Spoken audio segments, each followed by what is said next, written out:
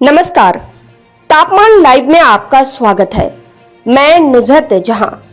Police का अनुसंधान, परिस्थिति जन्य साक्ष्य, मेडिकल जांच और नाबालिग छात्रा तथा कथित रूप से उसके जिस्म का सौदा करने वाली पतिता के बयान दुष्कर्म के दोष सिद्ध करने के लिए पर्याप्त नहीं थे। गवाहों के बयानों में विरोधाभास और घटनाक्रम में असंगतियां थी। पटना उच्च न्यायालय ने इसी आधार पर निचली अदालत से उम्र कैद की सजा पाए पूर्व मंत्री राज बल्लभ प्रसाद को बाइज्जत बरी कर दिया। सिर्फ राज बल्लभ प्रसाद को ही नहीं, मामले में सजा पाए 9 अन्य आरोपितों को भी।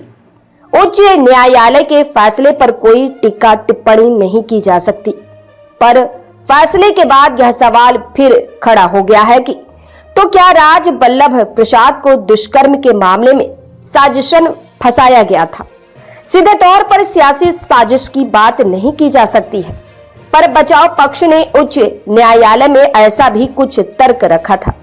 9.25 साल बाद खुली हवा में आए राज बल्लभ प्रसाद का भी सोशल मीडिया में बयान आया कि सभी ने मिलकर फंसा दिया और किसी कानून के तहत उन्हें नहीं घेरा जा सकता था। तब नाबालिग से दुष्कर्म के झूठे आरोप से बने फंदे से फंसा दिया गया। राज बल्लभ प्रसाद ने साजिश में सभी के शामिल रहने की बात तो कही, परंतु नाम किसी का नहीं लिया। ऐसा उन्होंने किस विवशता में किया, यह नहीं कहा जा सकता।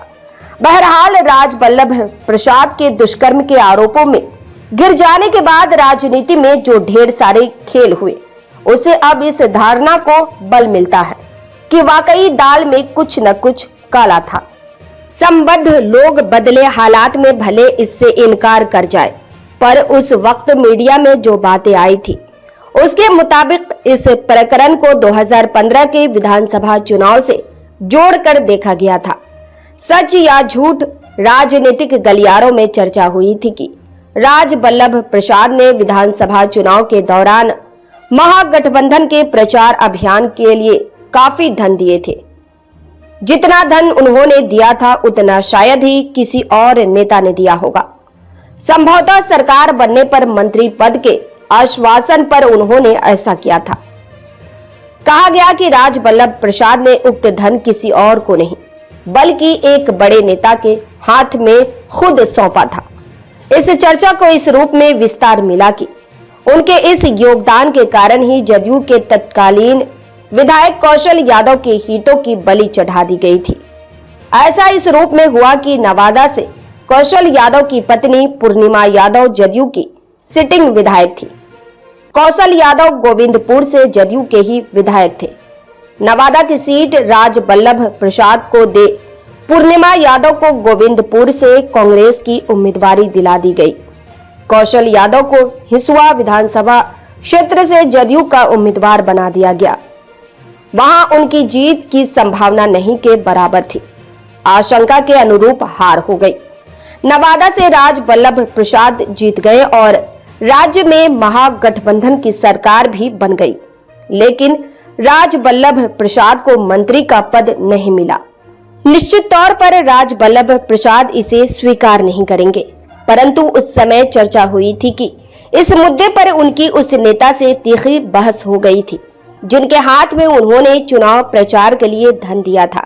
इतना ही नहीं, उसके कुछ ही दिनों बाद उन्होंने कथित रूप से चुनाव प्रचार अभियान के लिए दिए गए धन वापस करने की मांग भी कर बैठे थे। यह सब हो ही रहा था कि इसी बीच वह दुष्कर्म के आरोप में घिर गए। राजनीति में तूफान उठ खड़ा हुआ। तब राजद नेतृत्व ने उन्हें दूध की मक्खी की तरह पार्टी से निकाल दिया। कहते हैं कि राज बल्लभ प्रसाद को सफाई देने का मौका भी नहीं मिला। मामले में राजद अध्यक्ष लालू प्रसाद की कोई खास प्रतिक्रिया नहीं आई। तब के उप मुख्यमंत्री तेजस्वी प्रसाद यादव ने जांच में दोषी पाए जाने पर सख्त कार्रवाई करने की बात कही, पर जांच रिपोर्ट आने से पहले ही उन्हें 6 वर्षों के लिए पार्टी से निलंबित कर दिया गया।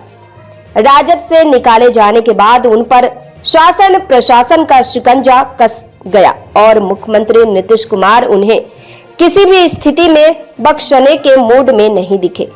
राज बल्लभ प्रसाद जेल की सलाखों के पीछे पहुंच गए। हालांकि बाद में राजद से उनका संबंध सामान्य हो गया। 2019 के संसदीय और 2020 के विधानसभा चुनाव में उनकी पत्नी विभा देवी को नवादा से राजद की उम्मीदवारी मिली। संसदीय चुनाव वह हार गई, पर विधानसभा के चुनाव में शानदार जीत हासिल हुई। फिलहाल वह राजद से दूर दूर है। इस प्रस्तुति में बस इतना ही। फिर मिलते हैं ऐसी ही दूसरी किसी खास खबर के साथ। वरिष्ठ पत्रकार विष्णुकांत मिश्र की यह प्रस्तुति पसंद आई हो तो अपनी प्रतिक्रिया जरूर दीजिएगा। तापमान लाइव चैनल को देखिए, शेयर कीजिए, लाइक कीजिए और सब्सक्राइब अवश्य कीजिए। धन्यवाद।